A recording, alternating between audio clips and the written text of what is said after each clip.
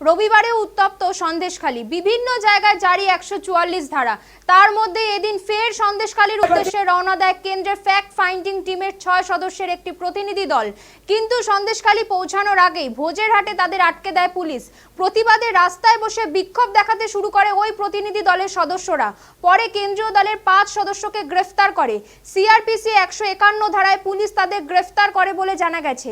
সন্দেশখালী গেলে কোনো অশান্তি ঘটনা ঘটাতে পারে সেই আশঙ্কায় তাদের গ্রেফতার করা হয়েছে বলে সূত্রের খবর। তবে একজনকে গ্রেফতার করতে পারেনি পুলিশ। তিনি আগেই চোখে ধুলো দিয়ে বাসন্তীর দিকে চলে গিয়েছেন বলে জানা গেছে।